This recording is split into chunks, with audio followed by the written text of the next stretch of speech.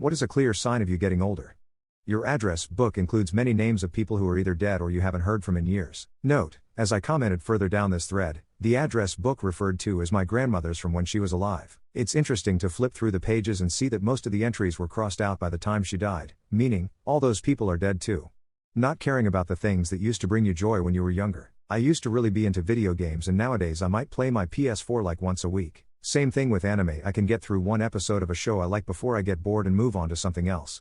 I schedule plans with friends earlier and earlier every passing year. There's just something so satisfying about getting dinner and drinks at 6 p.m. and being back at home wearing my comfy fit binging the show du jour by 9 p.m.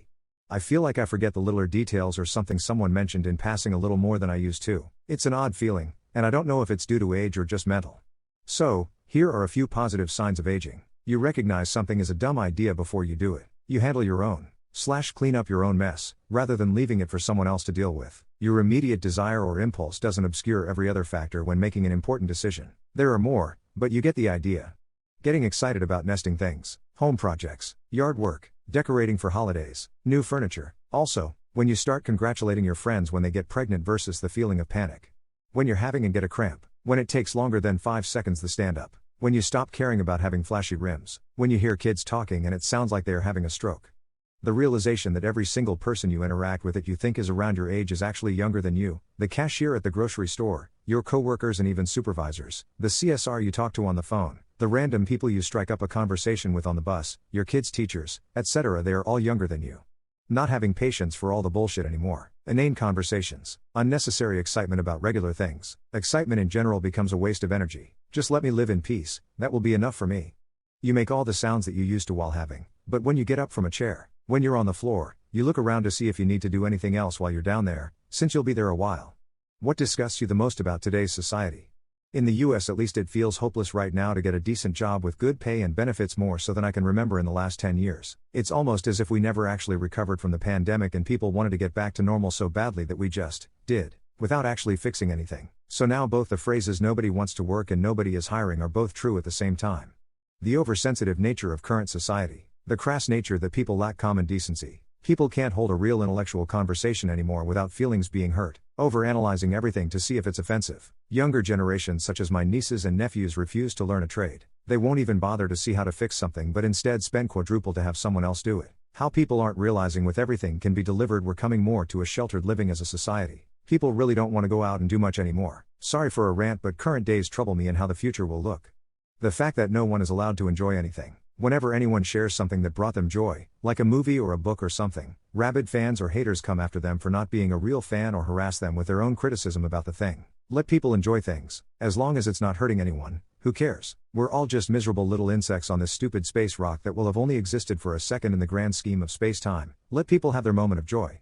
The loss of community. We don't trust, or even care to know, our neighbors anymore. I grew up in a neighborhood where my mom was the resident busybody and knew everything there was to know about people. By investing in our neighbors' lives, my mom built a support system where our neighbors learned to rely on each other. My friends and my partner don't have that where they come from and it's heartbreaking. I think local communities are the key to breaking down some of the world's bigger problems. Hypocrisy, narcissistic behavior, corruption, lack of knowledge but high in confidence, idiots making other idiots famous cause it's funny. Addiction, really apparent when NNN started and these things crawled out of their basements. The regular TV shows being so sexualized that I am contemplating even watching that in my house. Got kids in here. Lack of empathy, corporate culture, billionaires. List is pretty long but this is a good enough start. Which country are you from and what is its number one problem? People in the USA are being bombarded with idiotic conspiracy nonsense. Flat Earth, chemtrails, moon landing and 9/11 deniers and other such idiocy are nothing new but for some reason now about 30% of the population are lapping up this dog, and telling each other it's chocolate ice cream. I'm almost retirement age and I swear I've watched the average IQ in this country drop steadily from my youth. The film Idiocracy has turned out to be a documentary. U.S., the government pits the population against each other via race, religion and social responsibility. That way we can't unite as a people to tackle gov corruption, insider trading, international addition, and truly not meeting the needs of the people with broken healthcare, poor food standards, access to clean water, corporate bribes, failing education, etc. Canada.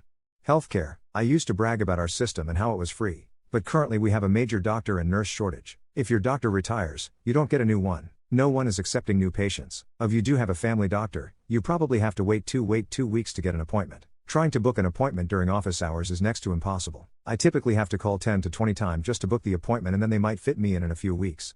Cyprus, our geographical location. It gives whoever controls the island a huge advantage in the surrounding area, which is why every superpower wants to have control of it. No hope of ever being truly independent. I recommend watching The Unsinkable Aircraft Carrier https://www.youtube.com/watch V equals WHLHNCWFP5C on YouTube if you want more info. Even the title gives you a pretty good idea of why everyone is fighting over it. We're like a beautiful girl every guy is fighting over, pulling us left and right, but the girl is lesbian and just wants to go home. USA, ourselves. We keep voting for corrupt politicians because the news media that they own tells us to. Some of us start believing in podcasters and other social media to the same result, with the added problems of nut job conspiracy theories. We need to start thinking critically and learn to listen to and get along with each other. USA, a huge percentage of the population think corporations should have free reign over the economy and that it's okay that they are more powerful than an elected government. Dads, what challenges of raising a child scares you the most today? As a teacher, my biggest concern is raising a child who cannot overcome adversity. Parents of today are way more involved in caring on the whole than my latchkey upbringing, which is, for the most part, a wonderful trend. Unfortunately though, between helicopter parenting and the effects of COVID, I have so many students who completely shut down when facing the smallest of hurdles. I have heard enough stories from my parents and in-laws to know that the hard approach their parents took post-World War II wasn't good either. My biggest fear is missing the sweet spot of teaching discipline and strength of character without being a pariah. The fact if I had a child, I would have to have their birth cert, and other proof of them being mine, or risk getting labeled a predator. If their mother left, or passed away, I would have to fight for custody, because single dads are not fit to be parents/s. Schools that don't punish the bullies, but do punish the victims when they finally fight back. Corrupt government officials making everything more expensive, and then claiming they lowered costs when in reality, the cost is still 150% higher than it was a year ago, but hey, it's down 50% from 2 months ago. My kids are out of high school now. Neither they nor their friends are happy in quad. They're all depressed or have anxiety. Several of their former classmates have committed suicide. Then there's fentanyl. I can't tell you how many kids I know of who overdosed and died or are in prison for things related to their drug habits, such as stealing or writing stolen checks. I know of several young ladies who have taken up prostitution to support their habits. I live in a very nice area with excellent schools. Everything, in the US, is maliciously designed to trigger as much dopamine as possible to create an addictive feedback loop that brings in money to the company. I will need to work aggressively to teach my kids how to recognize when they are being manipulated and resist the addictive influence. On a related note, I realized recently how much streaming services suck for parents. When I was a kid, I could watch my favorite show only when it came on TV, then when it was done I had to find something else to do. My kids, by contrast, can binge for hours unless my wife or I stop them. This has created much more conflict around TV time than I ever wanted. Older women of Reddit, what is something you notice younger girls do that makes you happy? I went to a school board meeting because my daughter was being honored, and during that meeting, a group of girls got up and spoke about changing the dress code so that it would stop punishing girls for wearing the same clothes boys wear, for example, tank tops, and to allow all colors of hair. The board turned them down that day, but they went back again the next month, and the following month, and the one after that. Every argument the school board had, they came back the next month with a reply. They wore the school board down. The dress code was amended. You go, girls. Make their partner/spouse do their share of the cooking, cleaning, laundry, grocery shopping, etc., and not succumbing to pressure from friends/family and choosing to not have kids. It really is wonderful to see. I unfortunately see so many women around my age who just enable their husband's lazy and inconsiderate behavior and who decided to have kids because everyone else did. So many of them are miserable now. Meanwhile, I'm happily married to my haughty husband who does his share of everything and we're child-free. Bringing up issues with people that violate boundaries and make them feel uncomfortable, especially at work/uni. My generation was very much more seethe in silence and warn other girls about the creepy guy in accounts, but struggled to make things official and quad. I see less hesitancy with that and more forcing people and employers to be accountable. I'm glad for them and us.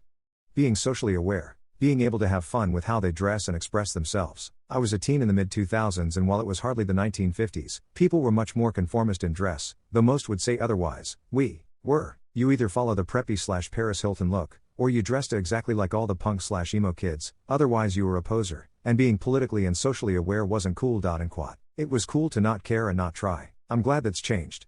The other day I heard 3 college-age women talking about their uni classes and goals. One woman spent about 5 minutes detailing the next 5 years for herself in one long breath. The very last thing she said struck me. The only thing that would get in the way is marriage. And quad. May not be entirely accurate, but the sentiment I understand and appreciate. As a mother of a 17-year-old, whom I had at 19, seeing young women choose their education and career over jumping into marriage is huge progress in my opinion.